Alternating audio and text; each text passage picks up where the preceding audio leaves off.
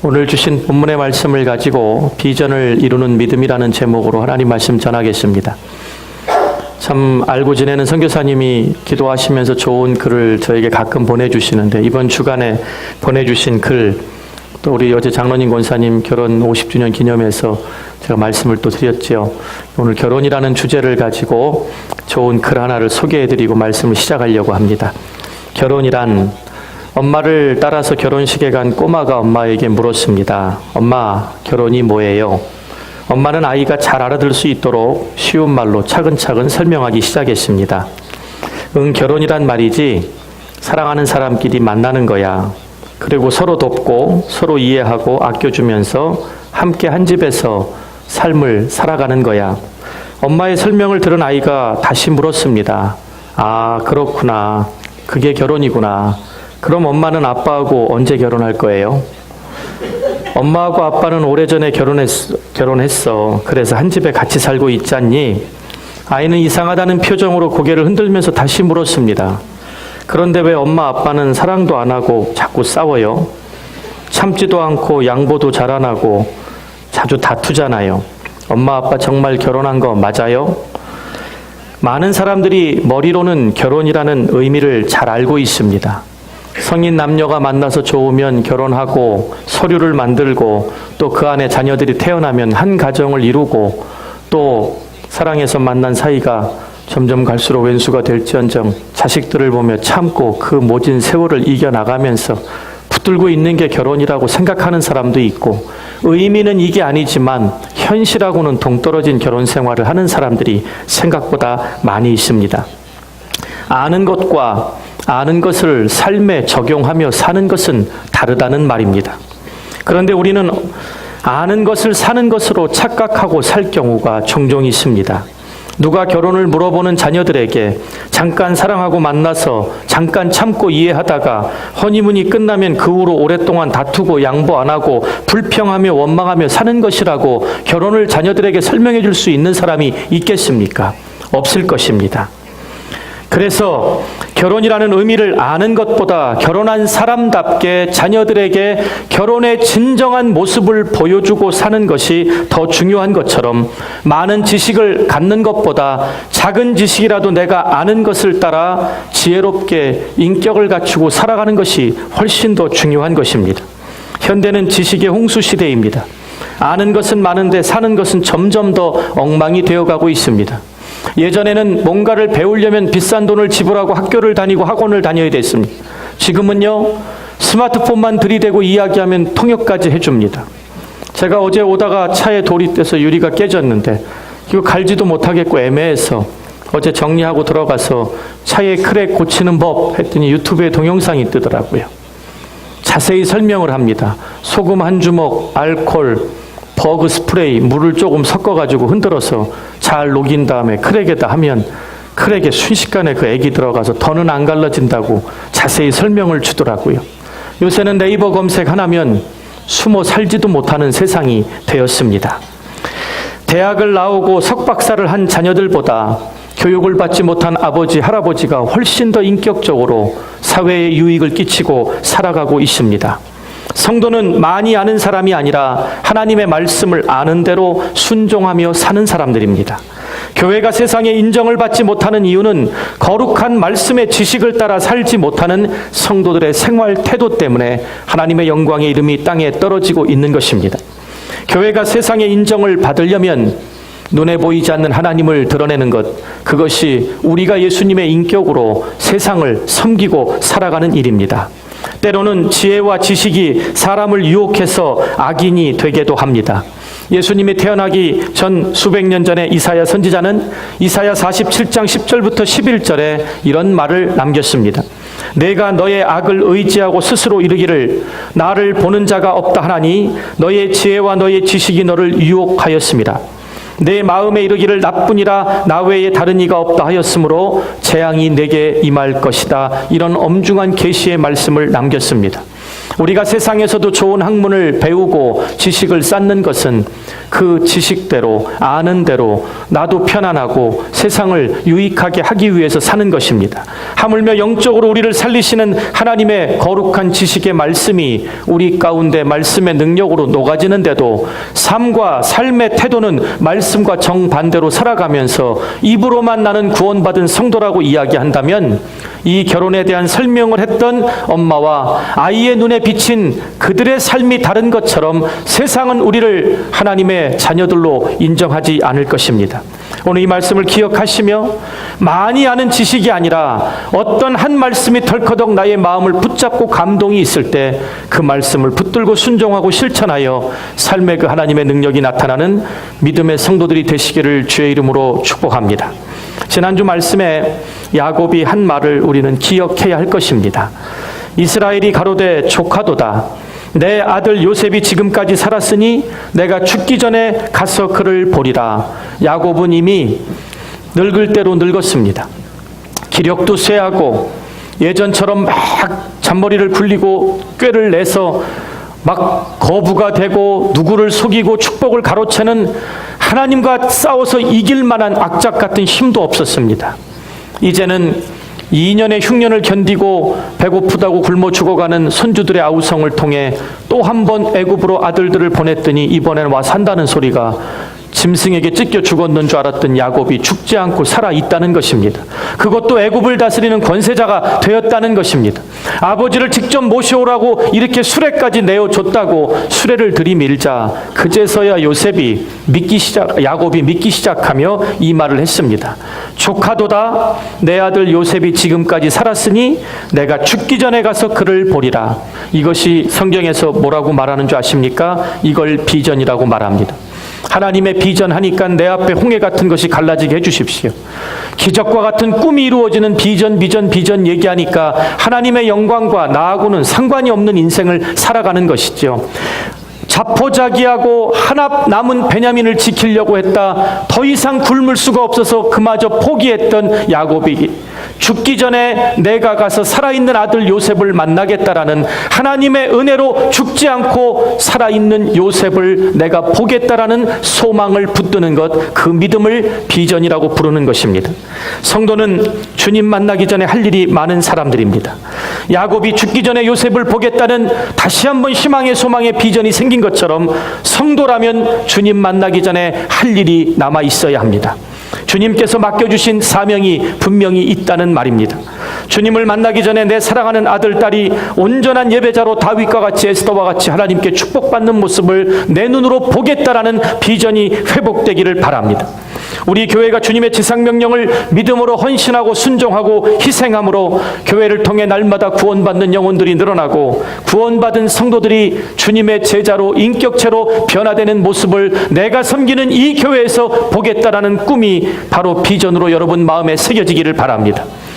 개인들은 여러분이 영적으로 예수님의 장성한 분량에까지 자라서 하나님이 인정하시는 글로리피케이션 영화의 단계까지 나간 믿음의 최고봉들이 되는 그 모습을 나는 하나님 앞에 인정받겠다라는 그런 비전이 뜨겁게 새겨지는 복된 주일 아침이 되기를 간절히 축원드립니다.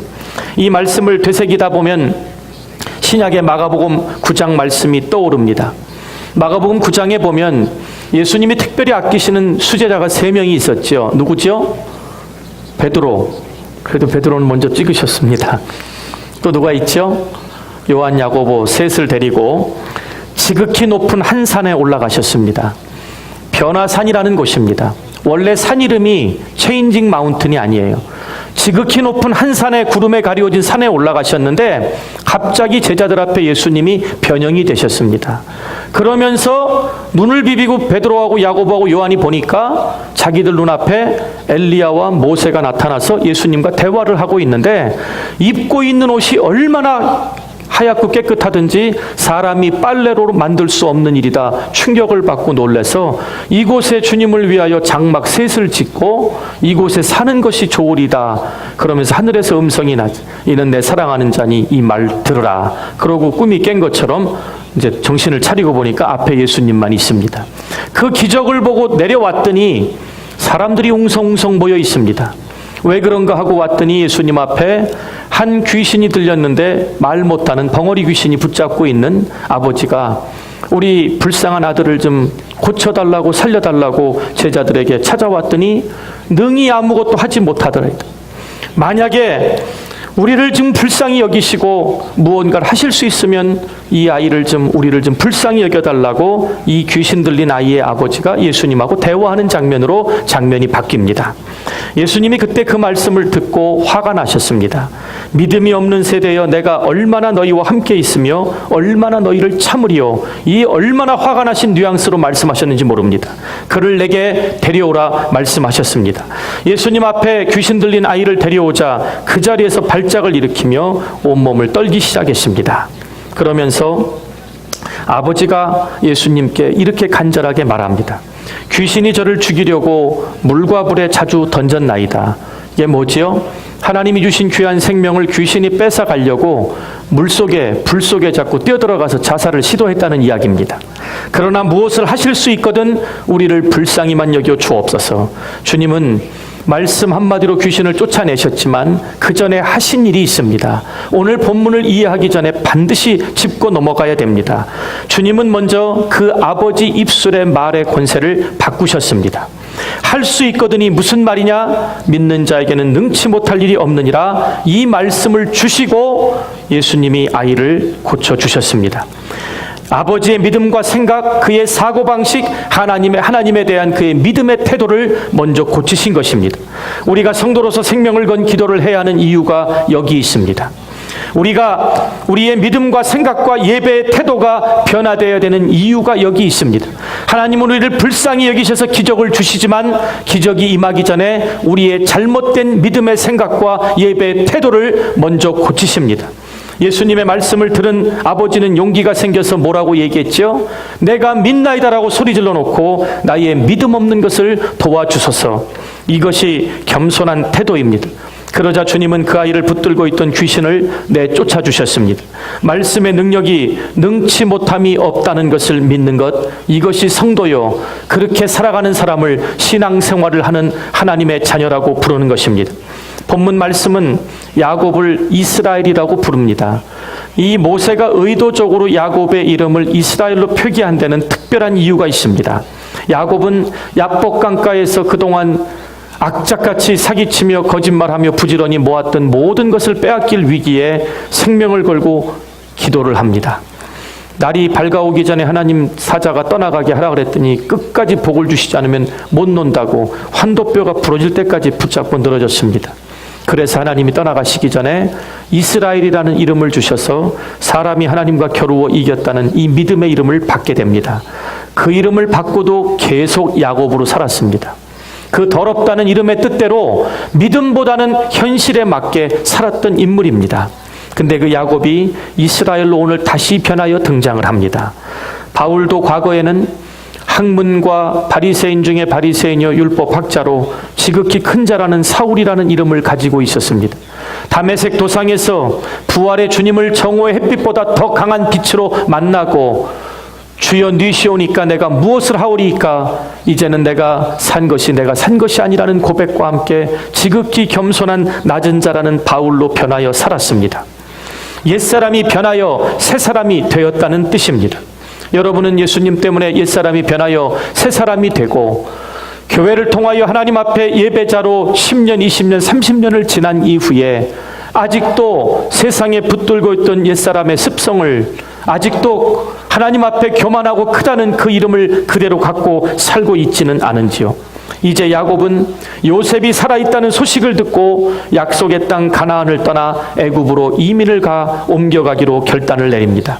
본문은 오늘 그 과정을 자세히 이야기해 주고 있습니다. 근데 한 가지 의문이 생깁니다. 애굽은 이방 나라이고 야곱이 살고 있는 이 가나안 땅은 할아버지 아브라함과 아버지 이삭을 통해 자신에게까지 물려온 하나님의 축복의 약속의 터전입니다. 그런데도 야곱이 애굽으로 내려가는 게 이해가 안 됩니다. 요셉이 병거와 함께 조카들과 아버지 주님 만날 때까지 먹을 만한 모든 곡식을 싸갖고 올 만큼 힘과 능력과 권세가 있었는데 왜 야곱이 애굽으로 내려가야 하는 것입니다. 오늘 본문부터 하나님의 신실하신 약속의 성취에서 하나님의 인도하심으로 주제가 전환이 됩니다. 창세기 46장 전까지는 하나님의 약속이 말씀 가운데 이루어지는 성취가 주제였다면 46장부터 50장까지는 하나님의 임재가 인도하시는 하나님의 선한 인도하심이 주제로 바뀝니다. 하나님은 선하심과 인자하심으로 저와 여러분의 삶을 끝까지 인도해 주십니다. 1절을 다시 보시기 바랍니다. 인생을 살다 보면 의심할 때가 있고 믿을 때가 있습니다. 기다릴 때가 있고 액션을 취하며 주저함 없이 행동할 때가 있습니다. 지금은 주님 말씀하십니다. 지금은 행동할 때요, 믿음의 때요, 살아계신 하나님의 능력을 나타낼 때라고 말씀하십니다. 요셉이 살아있다는 말을 듣고 야곱은 한때 믿지 않았습니다. 주저하고 두려워했습니다. 아들들이 또 나를 안심시키려고 거짓말하는 줄 알았습니다. 그러나 자신을 모셔오라고 보내준 수레를 보고 하나님의 인도하심을 보고 현실을 보고 야곱은 모든 가나안 땅의 삶을 정리하고 이민 가방을 싸서 살아있는 요셉이 있는 애굽 땅으로 온 가솔들을 거느리고 떠나가는 이민을 가는 장면이 오늘 우리 눈에 들어와야 할 것입니다. 그런데 야곱의 생각을 복잡하게 만드는 한 가지가 있습니다. 가장 걱정거리는 이 땅은 내가 그렇게 쉽게 잠깐 떠나고 말고 할 땅이 아니라는 것입니다. 갈대아 우르에 있던 아브라함을 창세기 12장에 전적인 구원의 은혜로 하나님이 먼저 찾아와 주셨습니다. 이것이 믿어져야 우리에게 예수님을 은혜로 보내주신 거기에 대한 믿음의 화답이 나올 수 있는 것입니다. 그 아브라함을 통해 아버지 이삭을 통해 자신에게까지 하나님이 축복의 터전으로 있던 이 땅을 그냥 두고 내려가는 것이 과연 하나님의 뜻인가 하는 의문이 생겼던 것입니다. 우리는 인생에서 가끔 큰 결정을 해야 될 때가 종종 있습니다. 결혼할 때 이 배우자를 결정하면서 내 평생을 의지하며 믿고 동반자로 갈 수 있을 것인가, 이 결단 앞에 얼마나 많은 기도와 얼마나 많은 고민을 하는지 모릅니다. 직장이나 사업을 결정하는 일, 내가 살아야 할 곳 이곳이 맞는 터전인지를 결정할 때 하나님의 뜻인지 몰라서 걱정하고 갈등하고 염려할 때가 믿음의 사람인 우리에게도 똑같이 있습니다. 그때마다 명확하게 하나님의 음성이 들리면 요셉처럼 꿈으로 주시든지 야곱처럼 예배만 드리면 하나님이 그날 밤에 나타나시든지 하면 좋겠는데 그렇지 않습니다. 그때마다 명확하게 들리지 않고 음성이 들리지 않으니까 자꾸 믿음의 경험을 더듬어서 추측해야 하니까 일을 결정해 놓고도 과연 이게 하나님의 뜻이 맞는지 불안하며 염려할 때가 우리 성도들에게도 있음을 저는 인정합니다. 어쨌든 야곱은 아들 요셉이 있는 곳으로 이민을 가기로 결정했습니다. 가족을 모두 다 데리고 짐을 쌌습니다.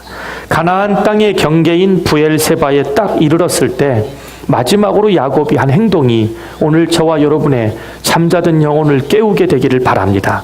야곱은 가기로 결단했지요. 그리고 마지막 순간 가나안 땅을 떠나가는 마지막 브엘세바에서 하나님 앞에 희생을 드렸더라라고 말합니다. 근데 예배나 제사라는 말이 아니라 히브리 원어의 희생이라고 쓰인 단어에는 모세가 바로 앞에 가서 하나님의 백성을 보내라, 우리가 광야의 3일길 들어가서 하나님께 희생을 드리리라, 그 단어와 같은 단어가 쓰였습니다. 이 말은 뭘까요? 내가 하나님 앞에 필요한 것만 응답을 받겠다는 것이 아니라 이것이 하나님의 뜻이 맞으면 나에게 하나님이 믿음으로 요구하는 걸 먼저 주님께 서원하여 드린 후에 하나님의 응답을 확인하겠다는 뜻입니다. 오늘날 우리의 예배가 쉼이 없고 능력이 떨어지는 이유가 내가 필요한 걸 하나님 앞에 응답받기 위한 자세가 되기 때문에 그렇습니다. 하나님 앞에 먼저 믿음을 드리는 온전한 예배 행위가 아니면 하나님 앞에 드려지는 예배는 거룩하고 구별됐다 말할 수 없을 것입니다. 그래서 하나님께 확인받고 싶었던 야곱은 그 자리에서 하나님께 예배를 드립니다. 성도 여러분, 무슨 일을 결정할 때, 결정하고도 불안할 때 믿음의 사람이 해야 할 일은 단 하나입니다. 바로 예배입니다. 희생이 있는 예배를 하나님께 온전히 드리게 되기를 간절히 부탁드립니다. 제단을 쌓는다는 의미는 세상적으로 흩어져 있던 마음을 정돈하고 하나님 말씀의 뜻으로 옮겨온다는 뜻입니다. 희생을 드린다는 의미는 마땅히 하나님께 서원한 것을 믿음으로 드린다는 뜻입니다. 그리고 멈춰서서 하나님의 음성을 기다려야 합니다. 마음과 뜻과 정성을 다하여 예배드릴 때 하나님의 음성은 들릴 것입니다.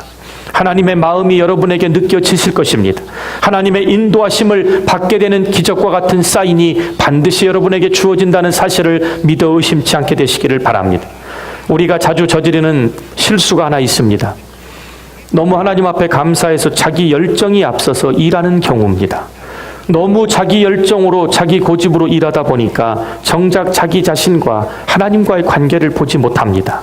일만 보고 하나님의 뜻은 보지 못하니까 일은 돼서 뭔가를 이루는 것 같은데 주변의 사람이 상처가 되고 영광이 하나님께 가지 않고 다툼이 생깁니다. 그러면서 하나님이 자신의 편이 되어야 한다고 생각합니다. 내가 하나님의 편이 되어야지 왜 하나님이 내 편이 되어야 합니까?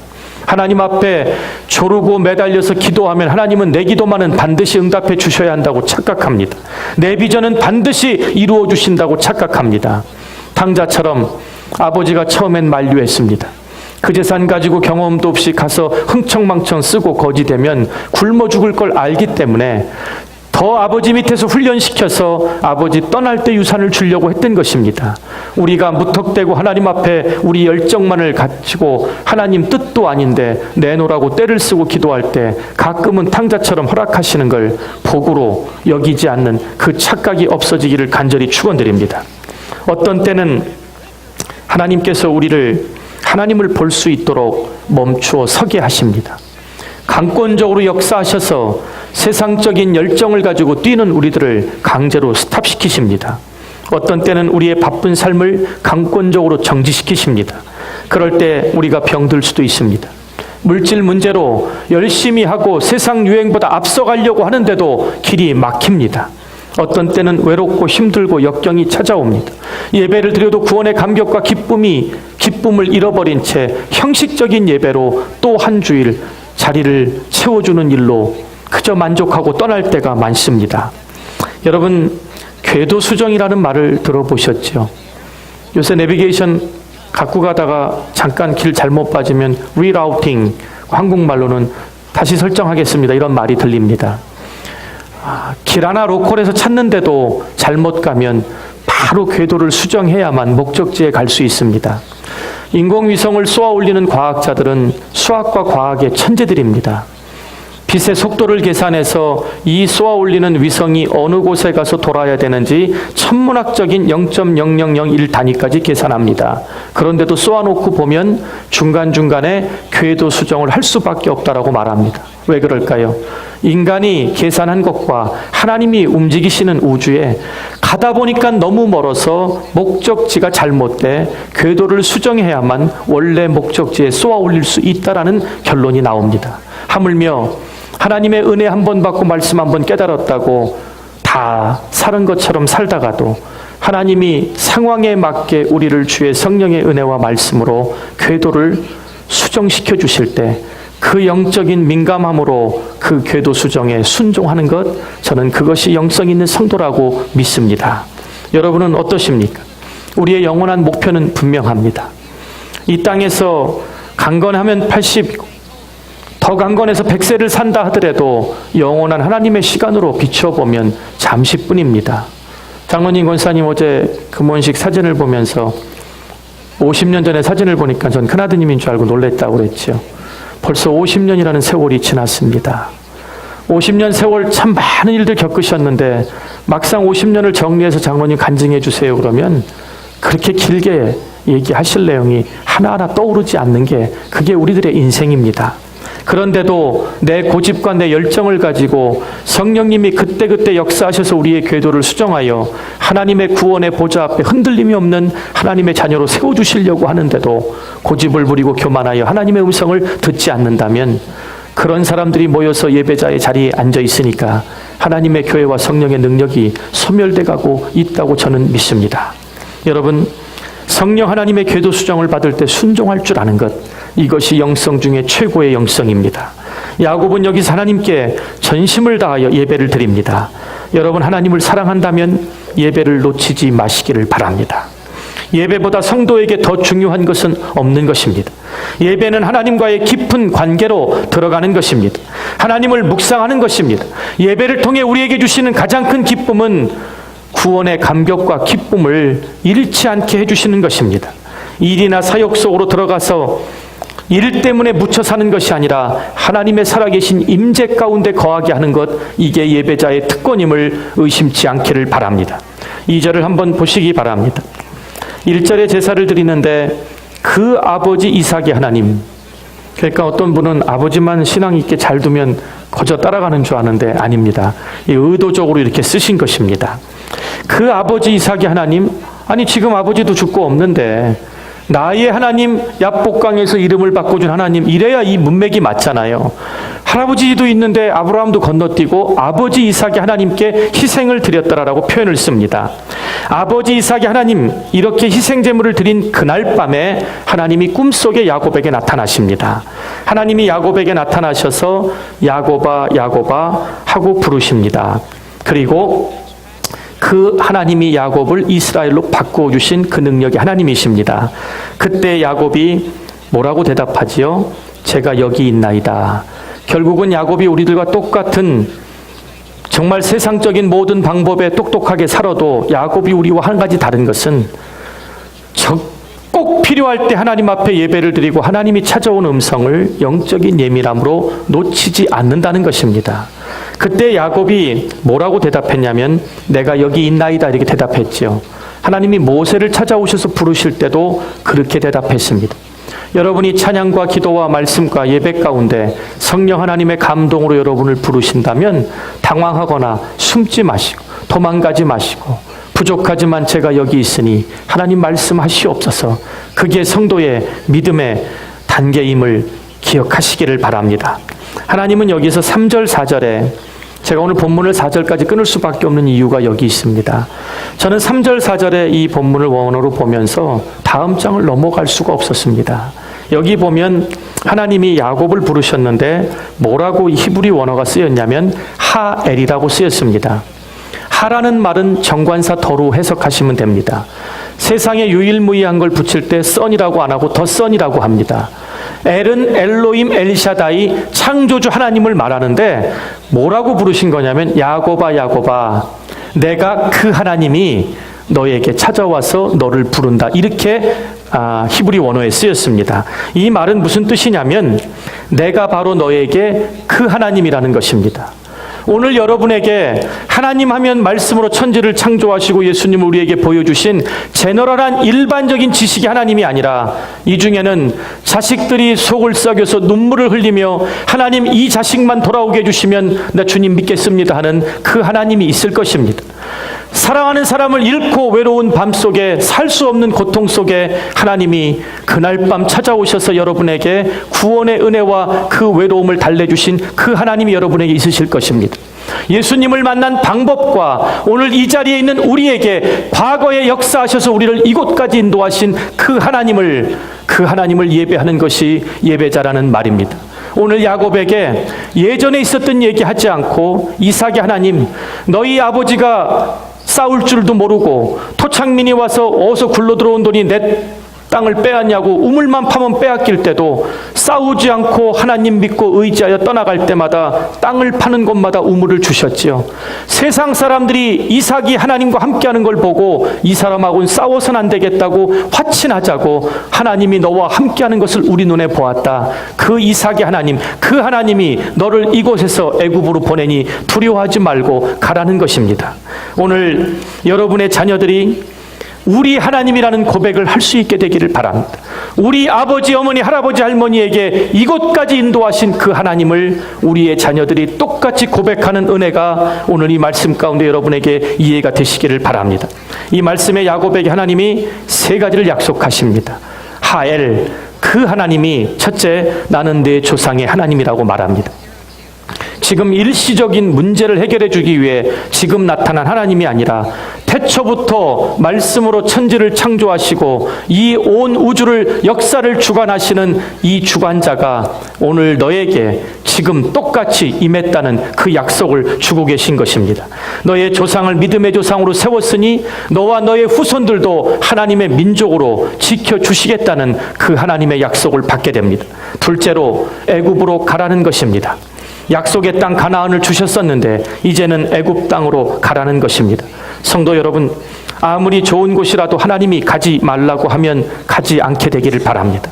아무리 험한 곳이라도 하나님이 함께 하시고 가라고 하면 순종하게 되시기를 바랍니다. 셋째로 애굽에서 큰 민족을 이루어 주겠다고 약속을 주셨습니다.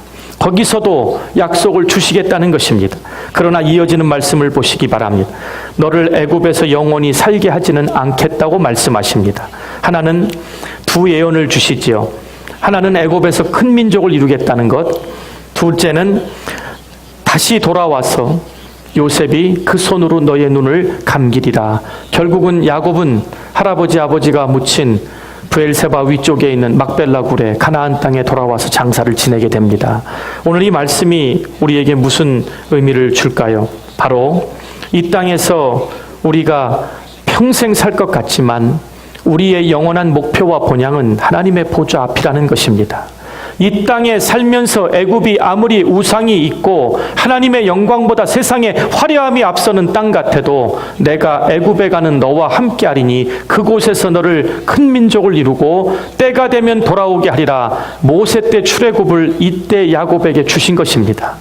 저와 여러분이 이 세상을 살면서 제너럴한 하나님, 우리를 위해 십자가를 지신 예수님이 아니라 나의 죄를 위해 십자가를 지신 예수님으로 퍼스널 세이비어로 그 명확한 인격적인 만남이 있어야만 교회 다닌 횟수가 중요한 게 아니라 단 한 번의 예배를 드리셔도 오늘 내 인생의 역사 가운데 기가 막힌 타이밍에 나를 강권적으로 주님으로 만나게 하셔서 오늘 이곳에 하나님을 아바 아버지라 부를 수 있는 예배자로 불러주신 그 하나님을 찾게 되시기를 바랍니다. 여러분에게 모두 그 하나님께 대한 온전한 예배가 회복되기를 바랍니다.